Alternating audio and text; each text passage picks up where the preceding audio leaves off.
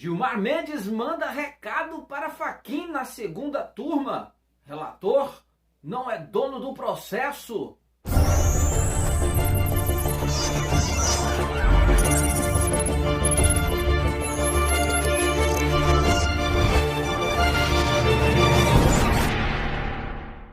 Sejam bem-vindos ao canal Patriota News. Eu sou Neumar Santos. Estamos chegando com mais uma notícia para você ficar informado, atualizado aqui no nosso canal. Se você não for inscrito, se inscreva. Não esqueça de deixar o seu like e compartilhar os nossos vídeos e o seu comentário, que é sempre bem-vindo e importante aqui no nosso canal. Gilmar fez declarações antes de dar início aos julgamentos na segunda turma. Nesta terça-feira, dia 16, durante a sessão da segunda turma do STF, o Supremo Tribunal Federal, o presidente do colegiado, ministro Gilmar Mendes, afirmou que o relator não é o dono do processo e não pode enviá-lo ao plenário composto por 11 ministros se o julgamento já foi iniciado por turma do Supremo.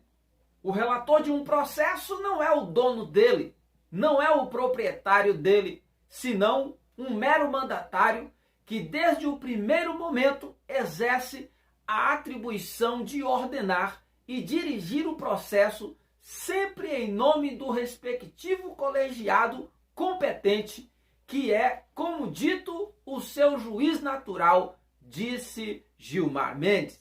A afirmação de Gilmar é feita poucos dias depois de o ministro Edson Fachin encaminhar para análise do plenário um recurso da PGR, a Procuradoria-Geral da República, contra a decisão de anular condenações do ex-presidente, o cachaceiro Luiz Inácio Lula da Silva. Os dois ministros vivem em embate velado depois que Fachin zerou as ações penais do cachaceiro Lula e que os mesmos despachos Fachin retirou a necessidade de que o Supremo discuta a suspeição de Sérgio Moro em condenação no caso do triplex do Guarujá, São Paulo.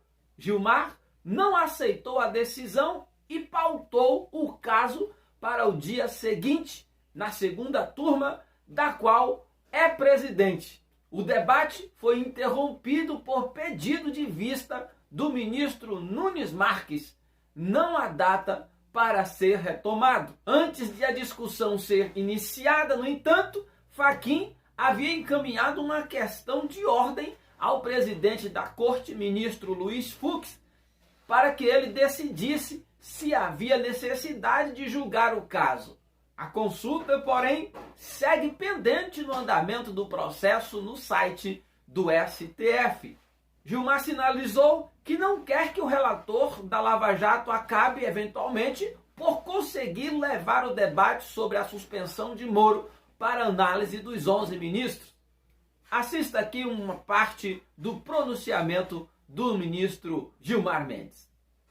Iniciar os trabalhos desta sessão ordinária de hoje, gostaria de, na condição de presidente desta segunda turma, tecer breves esclarecimentos a respeito da jurisdição deste órgão colegiado, a fim de afastar má compreensões e desinteligências e confusões que têm sido veiculadas na imprensa.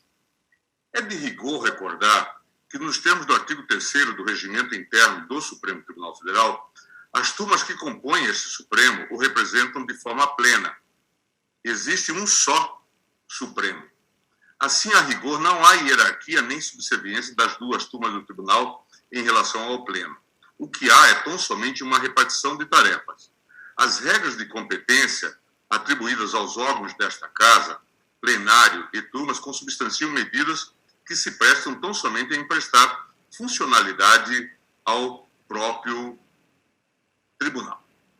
A afirmação e delimitação da competência jurisdicional das turmas reflete o respeito à garantia fundamental do juiz natural, a qual se fundamenta no artigo 5º, inciso 37 e 53 da Constituição de 1988, que preleciona que os julgamentos devem ser realizados pela autoridade jurisdicional competente, sendo proibida a designação de juízos ou tribunais de exceção.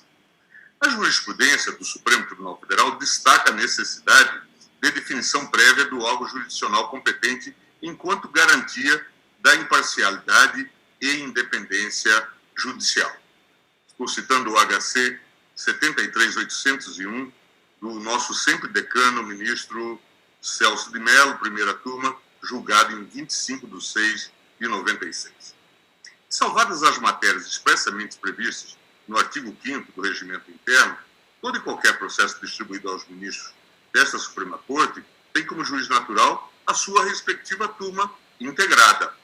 Esta inteligência, a propósito, espalha-se no próprio artigo 8º do Regimento Interno, naquilo que define a competência das turmas deste Supremo Tribunal Federal.